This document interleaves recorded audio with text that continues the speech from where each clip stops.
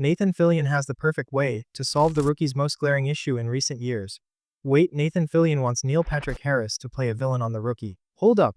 Did we just stumble into a fanfiction dream that's about to become canon? Because if that happens, it could save the show from the biggest problem it's had in years.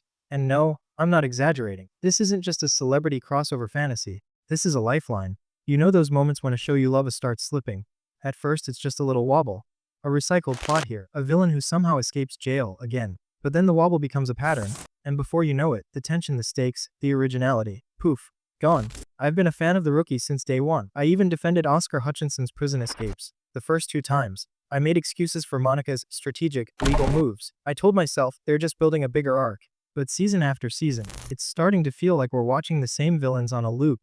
Like a playlist someone forgot to update. So when Nathan Fillion dropped Neil Patrick Harris at Comic-Con 2025 and teased bringing him in as a new antagonist, I nearly fell out of my chair. Not just because it would be iconic, but because this, T.I.'s, is the kind of chaotic genius move that could fix what's broken. But first, let's be real. The rookie has a problem, a big one, and it's been hiding in plain sight. Every show eventually faces a crossroads, either evolve or fade, and right now, the rookie is dancing on that line. The formula used to work. We'd get a charming lead, smart cases, emotional stakes, and villains who mattered. Rosalind Dyer, absolutely unhinged, terrifying, unpredictable. She made us question everything. She was the moment. But lately, we've been stuck in a rerun of villain déjà vu. Let's break it down. Monica Stevens has popped up so many times, I'm convinced she has her own parking spot on set. Don't get me wrong, Bridget Regan is a phenomenal actress. But how many immunity deals can one person magically finesse before it starts feeling like a glitch in the legal matrix? And don't even get me started on Oscar Hutchinson. The man is like a prison escape speedrunner. At this point, he's not just breaking out of jail, he's breaking the show's logic. Like, are we supposed to believe the LAPD can't keep one man behind bars? And they're just fine with that. Comment below. How many prison escapes does it take before the cops should honestly just give Oscar a key and let him clock in like it's a 9 to 5? That's the thing. These aren't just little inconsistencies. They're symptoms of something bigger, something deeper. The rookie is suffering from villain fatigue. And what that really means is the stakes no longer feel real. When we know Oscar's gonna escape again, or Monica's gonna lawyer her way out of anything, the tension is gone, the consequences vanish, and suddenly it's not drama, it's routine. But Nathan Fillion, he knows this, and his casual, hilarious Comic-Con comment about Neil Patrick Harris, that wasn't just a joke, that was a blueprint, a secret weapon, a forbidden, because bringing in someone like Neil Patrick Harris doesn't just mean fresh blood, it means a fresh energy, a new dynamic, a villain who can get under John Nolan's skin in a way no one else ever has, someone who challenges not just his badge, but his entire identity. Think about it, Neil Patrick Harris isn't just famous for being charming, he's famous for being disarmingly dangerous when he wants to be. Ever watched him in Gone Girl? Doctor Who? A series of unfortunate events. He has that eerie gift of making you laugh while being absolutely terrifying. Imagine him playing a slick tech, savvy manipulator. A man with no criminal record, no violent history, just data, algorithms, AI surveillance, predictive crime tools. He doesn't break the law, he predicts how others will. He makes people act before they even commit a crime. He becomes the puppet master. Now imagine John Nolan trying to stop that. This isn't just a new villain, it's a complete genre shift. From cat and mouse chase to psychological warfare. From cops and robbers to chess at gunpoint. And that, my friend, is exactly what the rookie needs to survive its 8th season. Here's the kicker. Fillion and Harris have worked together before. That chemistry, already proven. From Dr. Horrible's sing-along blog to Comic-Con panels, their banter is legendary. So if ABC's listening, and they should be, this isn't fan service, it's strategy. And before we go further, I've got to ask you, what kind of villain would you want Neil Patrick Harris to play on the rookie? Mastermind hacker? Corrupt politician? Rogue FBI agent? Drop your wildest ideas in the comments, and I promise I'll feature the best ones in a future breakdown. And hey, if you're still watching this video, you clearly care about the rookie as much as I do. So here's your one moment. Hit that subscribe button. Because here on Breakdown Epic, we don't just watch shows, we dissect them, expose the hidden problems, and find the forbidden fixes no one else dares to suggest. Let's build this community together. Now, let's get darker. Because while Nathan Fillion might have joked about a debt Neil owes him, what if that debt wasn't just financial? What if it's personal? What if the rookie introduces a villain who has history with Nolan, a former friend, a burned bridge, a betrayal never forgotten, and now he's back, not to get even, but to prove a point. Buckle up, because in page 2, we're diving deeper into the forbidden backstory, the secrets the show has quietly set up, and how Neil Patrick Harris could turn John Nolan's world completely upside down. This isn't just a plot twist, it's a reckoning. Let me ask you something, what's scarier? A villain you don't see coming, or one you've known all along but misjudged completely? Because that's where the rookie could be heading. If it dares to take Nathan Fillion's joke seriously, if Neil Patrick Harris enters this world not as a gimmick, but as the most dangerous man Nolan has ever known, One who doesn't attack with violence, but with influence. What if this isn't just a new character, but a ghost from John's past? Let's get into some forbidden knowledge you won't find in any official teaser. In the early seasons of The Rookie, Nolan is a fresh recruit with an open heart, a desire to help, and just a hint of idealism. But what if, buried in that pre-cop life, is a chapter he's been trying to forget? Enter Lucas Hale.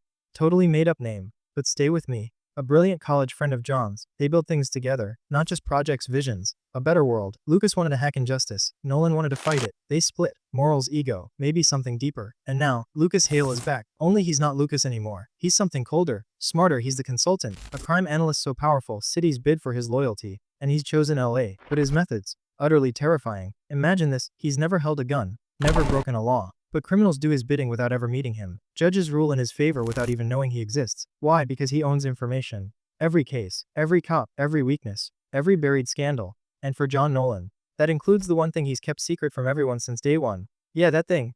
We all suspect Nolan's got a skeleton in the closet. We've seen him keep calm in chaos. We've seen how far he'll bend the rules when he thinks no one's watching. What if Lucas, the consultant, decides to expose it? This villain wouldn't need bullets. He'd just need receipts.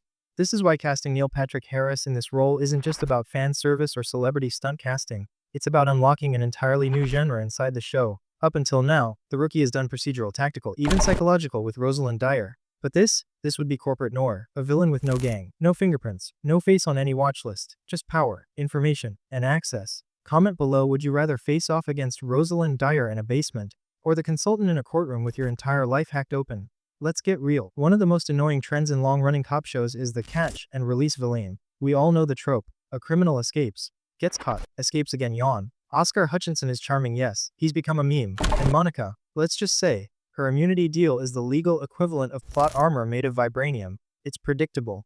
And predictability kills tension. What made Rosalind Dyer terrifying was that we genuinely believed she could win. That she could kill, escape, destroy lives, and never look back. We haven't felt that kind of fear in seasons. Until now.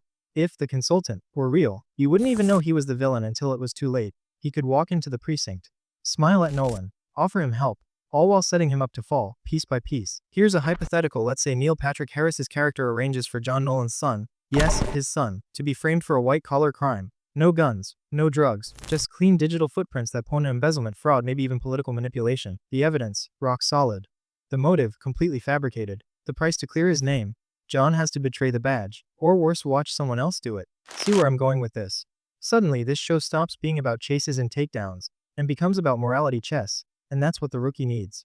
Not more running, not more recycled villains, but consequences. Want a callback? Remember how Rosalind Dyer nearly drowned Bailey in season 6? That episode shattered us, because it felt like, finally, no one was safe. Now imagine Neil Patrick Harris's character doesn't threaten Bailey physically, but instead manipulates her into becoming his public defender, legally, ethically. With full consent, she believes she's helping a misunderstood man, while Nolan watches in horror, knowing the truth. Tiat is how you break a protagonist. Not with bombs, but with belief. And here's where we get spicy. What if Monica Stevens, the queen of loopholes, joins forces with this new villain? Think about it. She's tired of being caught, tired of running. So she partners with someone who doesn't need to hide, someone who wins in daylight. Monica consultant Ted Unstoppable. One knows the law, the other writes the narrative. Together, they wouldn't need to shoot their way out. They'd own the system. Comment if you'd be here for that team up. YES money AXKLTNT or no PENAUS no UH. But let's pause and get personal for a second. I've covered dozens of shows here on Breakdown Epic. From the scandalous plot twists in Sullivan's Crossing to the challenge betrayals that left us soke. This one feels different. Because it's not about just fixing a broken plotline. It's about restoring fear, emotion, tension. The things that made us fall in love with The Rookie in the first place. And if Nathan Fillion's random comic con joke about a borrowed $20 from Neil Patrick Harris is secretly a tease for something real, we are in for the darkest, most thrilling season yet. So here's your mid-video mission. Drop in the comments. What skeleton from Nolan's past should the consultant expose? Was he involved in a failed undercover sting? Did he let a suspect go free and cover it up? Or maybe, just maybe, he made a deal with Monica years ago that no one knows about. No theory is too wild. In fact, the wilder the better. And if you're still watching, I see you. You're one of us. One of the deep thinkers. The plot dissectors, the secret chasers, you know the drill. Stick around. Page 3 is where things go nuclear. We're talking about a potential death in season A betrayal no one is ready for, and how Harris's villain might not just destroy Nolan, but recruit someone from within the team. See you in the next part. Don't blink.